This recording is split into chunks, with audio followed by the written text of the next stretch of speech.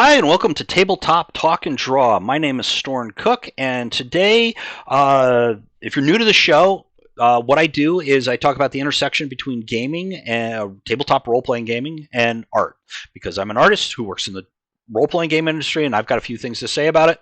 I hope this is educational. I hope it's fun. If you have any questions about art techniques, please hit me up. If you want me to review your art, I'd be happy to do a review show one of these days. I would love to do that.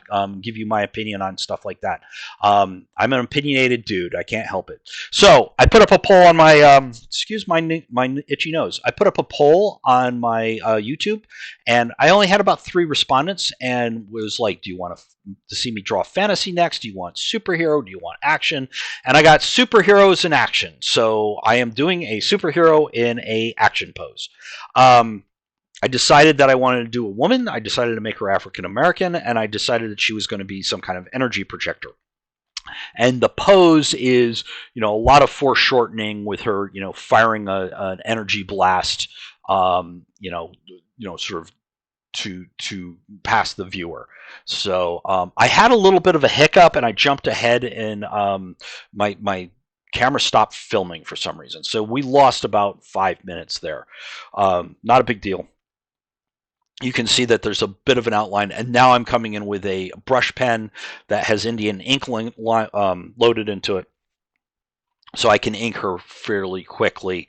I decided to work on a ground. I usually don't do grounds for superheroes. I usually use ground for fantasy characters, but I've been doing a lot of experimentation with it, and I really like this tan paper that I found at Michael's, and so I think it's fun to see how, when it scans in, the sort of the natural watercolor effects and stuff like that happen. So yeah, I'm just laying in some line here. Now I'm going to have to digitally re-ink her again, because I sort of want the black line to overlay the color as is traditional comic book art. You'll see me do that, but right now I want to ink it just so I have really clear shadows and form demarcation, and then I'm going to come in with these Arteza watercolor brushes and start putting in shadow areas and stuff like that. And I'm not super concerned about the color that I'm using. I'm really more interested in just building up the value structure, right? So color is made of 3 parts. There's value, that's how dark and light things are. There's hue, that's how bright a color is. And then there's chroma, what color is it? And you just got my Columbus College in art design, freshman class for free. I mean, that's Munsell's color theory. That's what I talk about when I talk about a color. That's what I use, is Munsell. So, anyways, so I'm not concerned about that. I'm just erasing some lines here, because I'm very scribbly. I want to clean her up as much as I can, and then the rest of the cleanup I can do digitally, which is nice, because digital is, this is where the marriage of doing something traditional and something digital really works. Now I'm putting in some white pencil marks and stuff, because she's an energy character, and I want her to have all these sort of glowing parts on her uniform and body. I'm not concerned about the intensity of that light, or that pencil makes sense at this stage. It's just there to be a notation to myself.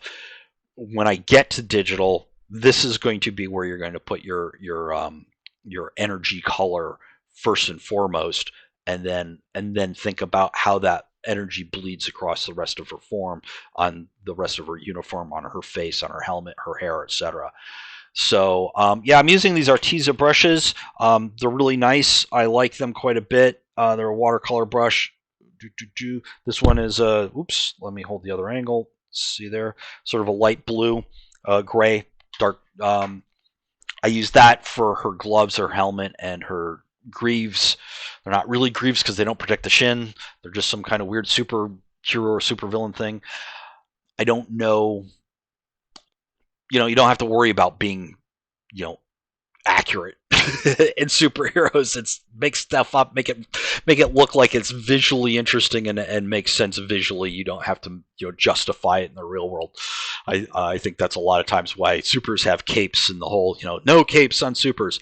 I tend not to use capes on supers myself unless there is some kind of unless the character's got some kind of status. Then it's grandiose and it's statement making, and so that's my feeling on capes. I think that the whole uh, incredible getting caught in the jet engine is very valid. Why would you want to give somebody, something to grab a hold of? Okay, so now we've scanned her in. My hands are way too big on this character, so I'm going to struggle a little bit here just selecting the hands, and I'm going to shrink them down.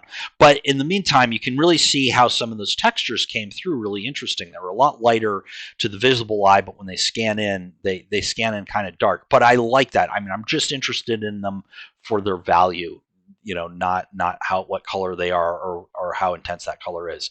That I will provide digitally. I'm going to do her outfit digitally, and you'll see it.